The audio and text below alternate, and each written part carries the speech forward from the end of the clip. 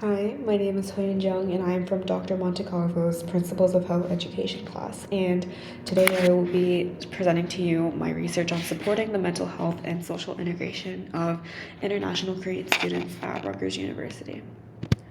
So first, I'll focus on the community. Rutgers is home to over 9,000 international students, with approximately 2,869 of the students being international undergraduate students. Now, this was from 2021, and so I will believe that there's been a great increase in the number of international students since then. Approximately 10% of the total student body at Rutgers University is from East Asia, and as it is well known, many East Asian families urge their children to pursue healthcare futures, Korean nonetheless, where they're faced with a lot of rigorous academics. But this can be supported by Rutgers' diverse campus, as they offer over 750 student-run clubs that promote cultural and social integration with support structures like the Office of International Students and Scholars. The environment, as I mentioned, Rutgers is very diverse and offers over 750 student-run clubs that promote cultural and social integration. Rutgers is also widely renowned for their School of Pharmacy and Nursing, with rankings as 25th and 31st respectively. Community organizations also, such as the Korean Student Association, can foster a lot of cultural connection and support for our international students on campus. The health crisis I will be focusing on is the homesickness and the cultural adjustment challenges that the international students may face, as it can significantly affect mental health when they are very far from their families, maybe for most of them for their first time, and they might not be exposed to a lot of mental health literacy, as there are very different standards in America and in their homelands. So low mental health literacy and stigma amongst the international students could also hinder seeking help, and especially with their rigorous majors. The stress that they face with a lot of their course load during academic transitions can lead to anxiety, depression, and other mental health struggles. Our team of researchers, I focused on three: Jay Lee, Ryu Shin, and Seo, um, focused on the challenges of a lot of what the international students may face. Jay Lee focused on the challenges that are faced by Korean students in rigorous healthcare programs such as pharmacy and nursing, and emphasized their stress related to coursework, cultural adjustment, and social integration. This research was really critical for understanding academic and social dynamics affecting the international students. Saw focused on the specific learning difficulties and stress experienced by Korean nursing and pharmacy students due to demanding clinical training and academic environments. Their work underscores the academic pressures and their mental health implications. And finally, Ryu and Shin explored the role of cultural clubs and social events in strengthening social supports, fostering inclusivity, and promoting cross-cultural understanding. Their findings offered a lot of solutions for addressing isolation and enhancing the sense of belonging amongst international students.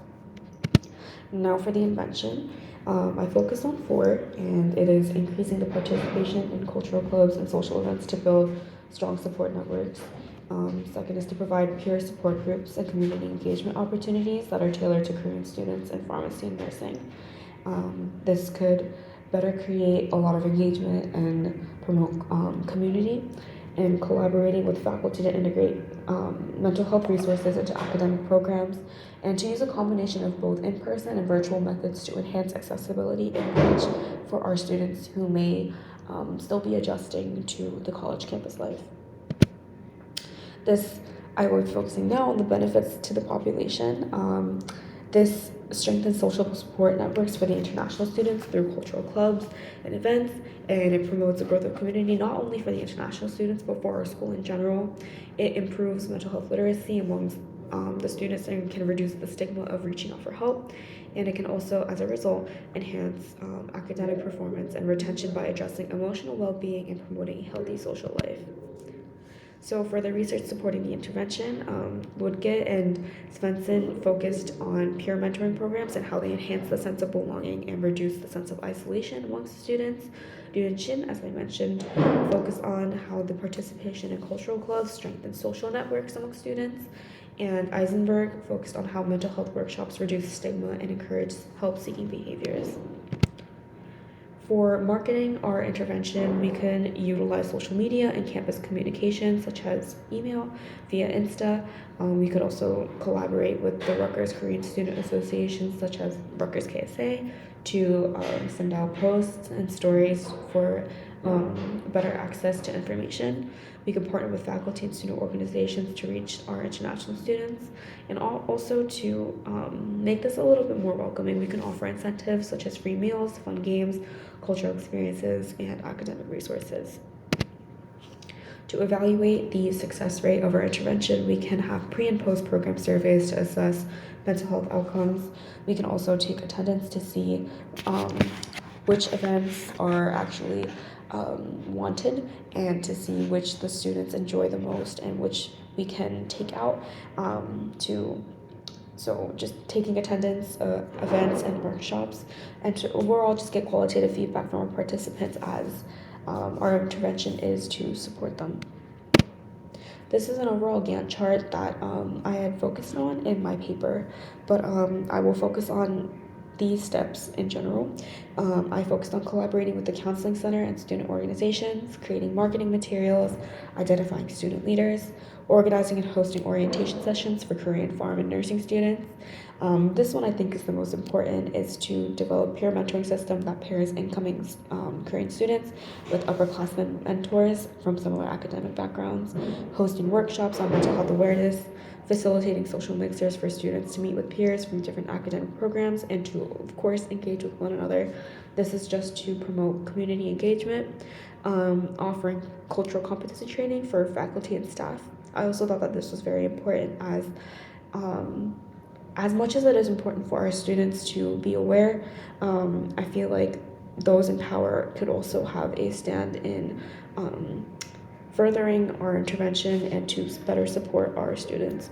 And of course, as a result, collecting feedback from students and evaluating mental health and the well-being of our international students in the long run. Our upstream approach is to encourage policies promoting inclusivity in academic settings, advocating for university-wide cultural competency and training for both staff and students, and developing scholarships that could possibly target international students with financial needs, as it may also be a very big challenge for them and their families. So a reflection of one thing that I could do differently is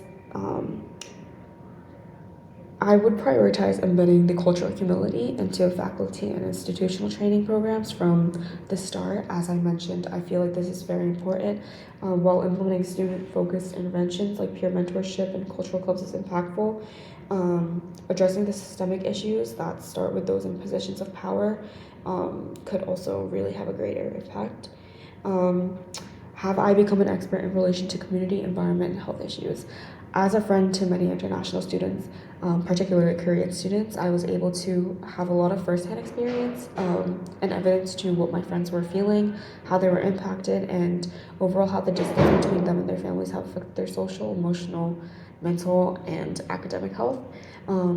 So as I was researching into this topic even more, overall, I've had a opportunity to be exposed to the supportive community that Rutgers already fosters for the international students, to also delve into the opportunities that the international students may be able to have if our intervention is released.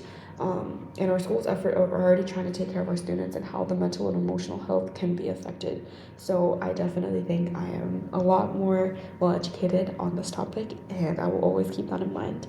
And with that, my intentions now are just to advocate for engagement within the community and to spread awareness and lay some groundwork for future research, as I feel like it is very important for us to keep this in mind, as international students make up a great body of our student body. So this was my video presentation for Professor Montecalvo's Principles of Health Education class for the fall semester, and I hope you were able to learn a lot about my topic.